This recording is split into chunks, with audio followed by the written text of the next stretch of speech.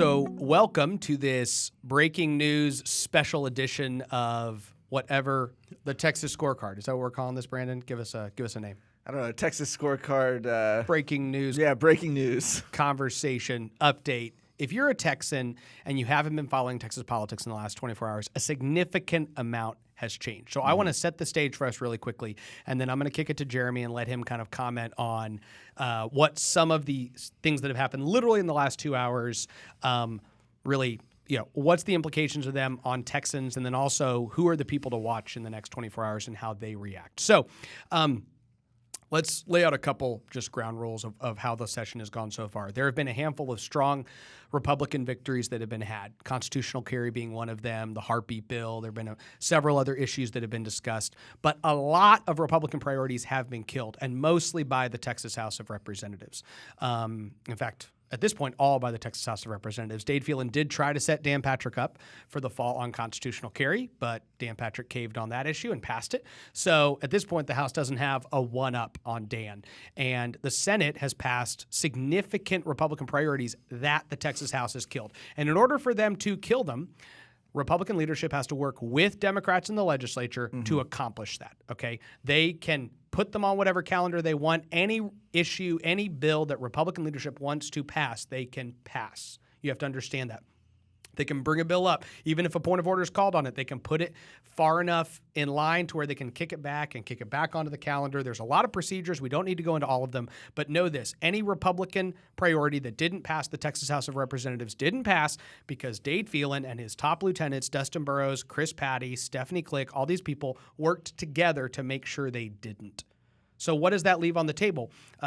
Genital mutilation surgery on children, still legal in Texas. It's happening, hundreds of children.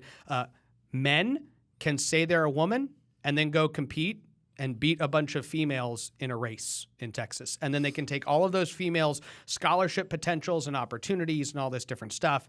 And so this is a problem. That's not, it's denying basic biology. Social media censorship. The state of Florida just passed an amazing social media censorship bill, which is actually stronger than what Texas was even considering. But even the bill we were considering died in the Texas House because it was put on the very last calendar, the very last day. They know how this works. The calendar runs out and the Republicans say, oh, well, we tried, but we couldn't do it. And then the ban on taxpayer-funded lobbying is a little different in that Texas House leadership actually gutted that bill before even bringing it to the floor, right? It did not even die at the hands of Democrats. It died at the direct hands of Republicans. Chris Patty, what looks like it happened is that Chris Patty tried to cut a deal with Mays Middleton to accept the gutted version. There was not a ban on taxpayer-funded lobbying. And even, I think, as y'all have reported, opened the door to some people that currently register as lobbyists not even registering as lobbyists anymore. Chris Patty guts that bill, brings it to the floor. Mays Middleton won't bite on that issue, won't cave or won't give him what he wants, so he just kills the bill himself. And Postpones it to Middleton's birthday. Actually. Yes, September 18th, kind of like a middle finger at him. Hey, you're not dealing the way I want you to deal, so I'm going to make sure it's clear that you're the reason that this didn't pass. And they do this. There's gaslighting of Republican leadership. Whenever they decide to kill legislation, they usually take the people that care about that legislation the most and say, you're the reason this isn't happening. It's the same thing that they've told Brian Slayton, you're the reason we're not getting gender modification surgery, as if Dade Phelan's not, Stephanie Click's not, Dustin Burrows. Right. Now, that's all stuff that we've already been talking about. So I just lay that out there, but then there's two interesting things. One, Greg Abbott won't take a position on any of this stuff. He'll indicate, we should consider banning taxpayer-funded lobbying, but he didn't put it on the call. He didn't put it as a priority. He hasn't pushed it in any way. Even the social media censorship, he pushed it, and then as we reported, he reached out to Facebook trying to hand them a bunch of taxpayer subsidies. So he's very vague on this issue. On the transgender stuff, the governor won't take a position, period. Not even a public position. There's not one out there where he says these surgeries shouldn't be done on children and men shouldn't compete with women. In fact, his lone tweet on that was basically the AG is looking into it or the Department of Family and Protective Services. Yeah. That's it. It was basically a reporter could have sent the tweet out, right? Breaking, this is happening. It didn't even take a position. So Dan Patrick has done something akin to something he's done before. And I think this has surprised a lot of people. He came out and said, guess what? We need a special session in June. And the governor's already indicated that he's going to call a special session in October, but now he wants it in June. Dan Patrick wants it in June. And Dan Patrick's in a position where if he wanted to, he could actually procedurally kill enough legislation on the Senate side to where there has to be a special session in June. So, Jeremy, why don't you explain that? What cards? So Dan Patrick is either the most powerful or the second most powerful elected official in Texas, depending on if Abbott's acting like a king or not. And so Dan Patrick's is sitting there, and he's now called on the governor to say, we need a special session, we need to come back immediately, and we need to deal with these issues that Republicans in the Texas House have killed. Republican leadership has specifically killed. And Abbott came out and said, I don't know what people are talking about. We haven't run out of time. You want to read the statement and then tell us after that, what else could Dan Patrick do to force Abbott's hand on this? Sure. So a timeline of events very briefly, Yes. right? Dan Patrick tweeted this morning, early this morning, and basically said, I'm calling on Greg Abbott, tagged him, right, for a June special session to pass 3 specific bills that you alluded to, SB 29 to save girl sports, SB 10 to end taxpayer-funded lobbying, and SB 12 to stop social media censorship. He specifically says the Texas House killed these conservative bills that majority of Texans in both parties support, right? That happened around 8:30 this morning. So of course, you've had a lot kind of in between that, a lot of the Capitol inside sphere, right? Everyone's talking about it. Governor Abbott just released a statement on this where he specifically says, and I'm just going to read the quote, some are trying to end the game before the time clock has run out. There's still time remaining for the House and Senate to work together to get important conservative legislation to my desk. Members in both chambers need to be spending every minute of every day to accomplish that mission. A lot of thoughts come from that. One is like, have they not been spending every minute of every day to accomplish that mission thus far? Clearly not. I mean, we've seen them in the beginning of this session. We pointed out quite often that they would indeed adjourn for sometimes weeks at a time, slow playing, and the whole time, right, that the response from the establishment, from the apologists for those folks was, you don't understand how it's done. We've got plenty of time. We're going to get this done. Well, now we're seeing they really don't. No. Right. And the other thing I think that's notable about his statement here is that there's still time remaining for the House and Senate to work together to get important conservative legislation to my desk. What time are we talking about? I mean, knowing how deadlines work, knowing how the rules work, right? We have a deadline coming up tonight at midnight in the Senate to which we can talk about certainly what Dan Patrick has the ability to hold hostage, but what time for It's also conservative bills vague that have because there is not a path to banning males, to say they're a female and then go like destroy females on the basketball court. Like there's not time, there's not a path, there's not anything. Taxpayer-funded lobbying, there's not a path, no way. Social media censorship, there's not a path. Right. So it's almost like he's acting like there's this vague other list of all these conservative things that are stuck in conference, which there aren't. Executive powers might be stuck in conference, but he's not. The governor's not even on the side of the Senate on there, so it's like that would be a conservative victory that we could conceivably still see. Sure. But the that's election integrity bill, whatever that looks like, because no one seems to have no know. idea. Right. That's still in conference committee, technically. So tell us, Jeremy, what are the cards that Dan Patrick holds? Abbott's kind of putting the statement out like, I don't know why everyone's acting like none of this stuff's going to happen. Sure. So what could Dan Patrick do in response potentially, and how would that potentially even force Governor Abbott's hand? Sure. There's a few things. I think chief, and among them most notable, is that the budget, right? The conference committee report itself just came out yesterday. Everyone would have assumed that it's just kind of like the House and Senate adopted. We go on with our merry lives, right? It's the one constitutionally bound thing they have to do before the end of session.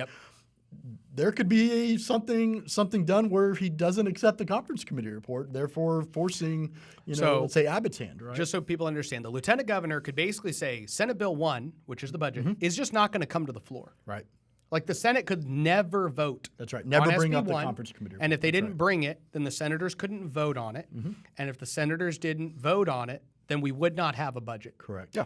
Which essentially, it doesn't matter what the governor wants to do. It's kind of the legislature's way to say, you have to call us back. Correct. Yeah, I mean, it's... Because they can't call themselves back into a special session, but if if the state of Texas is about to like stop operating this That's right. fall. It's the budget for the next 2 fiscal years, Yes. right? Absolutely. Yep. Okay. The other one that's budget related is House Bill 2, which is the supplemental budget, which for those not familiar with the budget process and not to get too in the weeds, the supplemental budget is basically making up for the last budget, where they estimated, maybe they under or overestimated, right? That's Fills what in the holes. Correct. It fills in the gaps that kind of took place there. That's currently on the Senate intent calendar, meaning they could choose not to bring that up, right? Creating additional problems. One of the more notable ones that's come out of the last issues in the last few legislative sessions is House Bill 1600 by State Representative Terry Canales. It's the Sunset Safety Net Bill, which this kind of spawned out of, I guess it was last cycle or the cycle before, where sunset bills, right, were essentially killed, meaning agencies existed in limbo. And so they created this kind of this pathway, if you will, for, hey, if sunset bills don't get considered, they still exist for another, the agency still exists for another 2 years until next legislative session. And this is the exact, pretty much the exact same bill that Dan Patrick used just 4 years ago, right? When it was actually Speaker then Joe Strauss obstructing conservative priorities in the Texas House. Dan Patrick used his powers to hold that sunset safety net bill, which was considered a must-pass piece of legislation, used exactly that same bill in order to force the governor to call them back for a special session. Right. To that end also, I think Abbott actually had an executive order where he created a license basically with it because of an agency issue or sunset review process issue. Is that right? So that gets back into 2 years ago, and this goes to the fact that we know that the governor hates special sessions, right? He does not like them. And the reason he doesn't like them is, I want to kind of see what y'all think about this, but my observation has been Abbott doesn't like special sessions. It's why 2 years ago, when he really should have called a special session legally to make sure that plumbers were licensed in the state, if he wanted them to be licensed, he instead passed an executive order that says the Hurricane Harvey relief emergency is actually a 3-year-long emergency, and we're going to license plumbers by executive order. Right.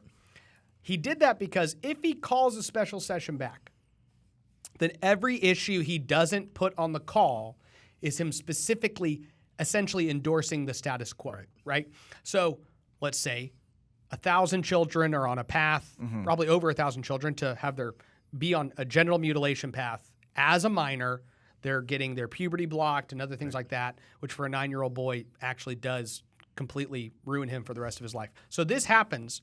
If you call a special session back and say, I want to do taxpayer-funded lobbying and social media censorship, and that's all, then it looks like you're endorsing the fact that over the next 2 years, these kids are going to have this surgery. Where if it just didn't happen during the session, then it's like, well, unfortunately, the legislature there's a lot going on, Right. But it's not him specifically. You have the sole power to do this. So that's one reason he doesn't like special sessions. The other is he clearly doesn't like getting told what to do, right? I mean, his executive action for the last year of the shutdown was, I want to do everything I want to do. He's opposed executive overreach legislation by the Senate, which does kind of a holistic approach of saying he can never do these things, this executive overreach he's practiced. He doesn't like the legislative input. He doesn't like legislatures actually telling him what to do. So I feel like both from just a personality side, but also an accountability side, he doesn't want to call a special session because anything he doesn't put on that is him saying your property tax bill as it currently stands is fine. I think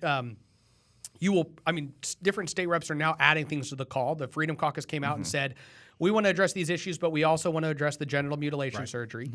Now, that statement, I'll get y'all's thoughts on it, but I think the vagueness in that statement, though, was there seemed to be this lack of acknowledging the fact that Republican leadership is the one that have killed these issues. So you see the Freedom Caucus trying to be like, it's unfortunate these things didn't happen, but it wasn't Republicans' fault that they didn't happen. You tell us what y'all think about that. They said the people of Texas sent this is the Freedom Caucus, sent a Republican majority to Austin. They expect results on these issues. We urge the governor to help ensure results are delivered. Good. To your point, they stopped, right? They didn't necessarily pass the blame specifically to their own party. Yep. So, well, Democrats do not control the legislature. They're allowed to control the legislature sometimes, right? As we saw last night, right, in the House, Yep. So, Brandon, what do you think Dan Patrick is likely to do at this point? Well, I think you have to look at, he's already put himself out there, right? Yes. I mean, he can't put this statement back. He's already on the record saying that the House not having passed these 3 bills, and there could be more, but these 3 bills is enough to make this such a bad session that it necessitates immediately coming back, right? So that sort of does away with a little bit of the narrative we started to see, which was, this is the most conservative session ever. This is the Super Bowl session. This is amazing. That puts a real kink in that narrative. So with Patrick now having already gone out there and saying that this needs to happen, it's hard to imagine that, given the fact that, to Jeremy's point, that he holds so much in the sense that he has these the budget, that he has the Sunset Safety Net bill, that he has the power to do this if he wants. It's hard to imagine him folding on those. I mean, we didn't even get into it. I mean, Dade Phelan has somewhat been tight-lipped compared to other speakers as far as what his actual priorities are. But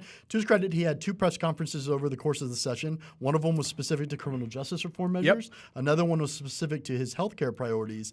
There are a mixture of both being held hostage in the Senate right now on the intent calendar. Some Phelan healthcare-related bills and some Phelan criminal justice reform measures. So Brian Slayton just put a statement out a minute ago. I'll read this real quick because this kind of adds, and this is something I think we might continue to see from other legislators. Says, last night, House leadership allowed Democrats to stall in order to kill SB 29, protecting women's sports, SB 12, protecting conservative speech online, and SB 10, banning taxpayer-funded lobbying. Not only that, but Republicans in the Texas House have killed numerous Texas GOP priorities this session: the abolition of abortion, banning chemical genital mutilation, monument protection, and more, all failed to pass. Additionally, due to the unprecedented and desperate situation at the border, we must pass legislation for Texas to finish building the border wall and bring an end to this crisis. We need a special session immediately in order to pass SB 29, 12, 10, along with the remaining Republican priorities and building the wall. The voters gave us a mandate when they elected Republicans to the majority, and they are expecting us to get these bills passed, and we must do so. When the session ends, accountability begins. So, which I think is going to play out. So Dan Patrick said, hey, we need a special session for these 3 issues. And I don't think Dan Patrick would be against potentially other issues as well. Well, the Senate did pass out to a bunch of other priorities, right? Right? So he's like, there's a bunch of stuff the Senate's done that the House has not. The Freedom Caucus said, well, we're going to add gender modification as well to the 4 things we think should be addressed. Representative Slayton saying, actually, we've got a bunch of Republican priorities that haven't been addressed. Oh, by the way, the border crisis is definitely something that we should consider. So this goes back, though, to why Greg Abbott hates special sessions, right? Because if he calls a special session and addresses half of them, he's essentially saying, I don't like these other half, right? He's taking a position through omission, and that's what a special session does to him. So this also really ruins Republicans' narrative that they've been working so hard on, right? You've seen this. I think Jared Patterson, Justin Holland come to mind, but other people have been saying, this is the most conservative session ever, and this is awesome. And now the lieutenant governor is saying, I don't think this is awesome. Well, not just if it was awesome, we wouldn't have to come back. Not only those characters, but also even some of the people you see now calling for a special session. When you look at the Freedom Caucus itself, you have a number of members that have been, essentially making excuses for leadership's failures all session long. Especially when you look at, for example, you had State Representative Matt Krause, the author of the child gender modification bill, that repeatedly made excuses for Speaker Phelan for slow walking the bill, for Representative Dustin Burrows, the chair of calendars, for slow walking the bill. Now's the point.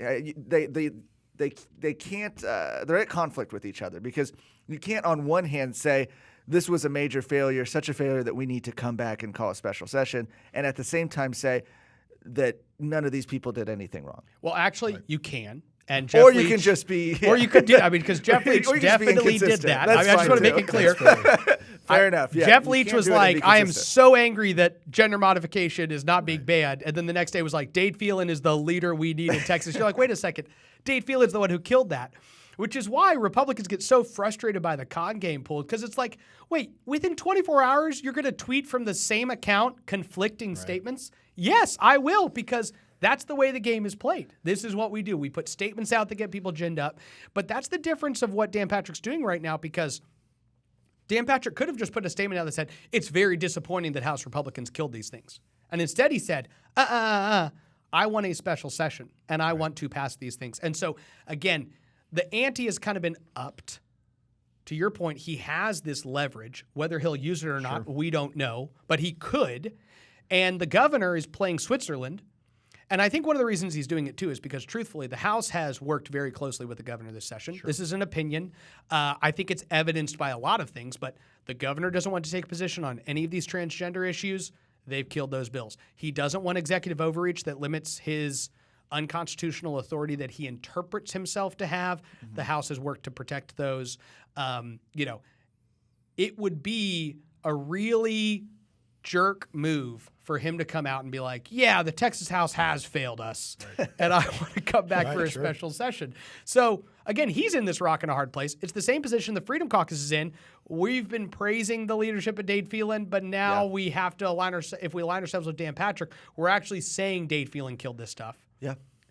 And Abbott could come out with a special session call, and Dade could say, no, we're not passing these things, right? And now what does that do to your narrative? Everybody who wants to go home and say, Republicans are amazing, we've done everything you could ever have us do, we're the most amazing we've ever been, they are kind of, up creek without a paddle right now. I feel like because Dan Patrick has just wiped that whole situation and said, no matter what happened the whole session, I just established that either we do more or we failed. Mm-hmm. I think the other thing we should highlight, we haven't really spoken about, we've kind of touched on the edges, is all with the backdrop of redistricting, right? Oh, yeah. Happening, a delayed primary, right? Which normally bodes well for non-incumbents, right? Because they have longer to talk about the record and what have you. All of those things, certainly. And, oh, by the way, there's a bunch of executive offices that are up for re-election this go around, right? All currently controlled by Republicans. I mean, I think all of those, an additional backdrop to the kind of ongoing political dynamic that is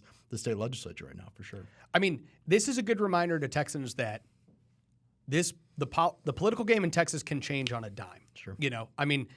A couple months ago, Dan Patrick was saying Greg Abbott and Dade Phelan are crony corporatist guys who are backing, who are going to throw billions of dollars onto ratepayers over the freeze-mageddon. And then a month later, he's saying Greg Abbott is doing a heck of a job, and I hope he comes back. And now he's saying, Greg Abbott, if you want to still be doing a heck of a job, you better call us back for a special session. Right. And so this puts these dynamics at play, which tend to bode well. I always say this. They tend to bode well for conservatives because the less our leaders like each other, the more conservative legislation we get. Sure. Because when they're together, then it's kind of like, well, Dade, if you don't want to pass that, then you kill this for me and I'll kill this for you. And it's very kumbaya.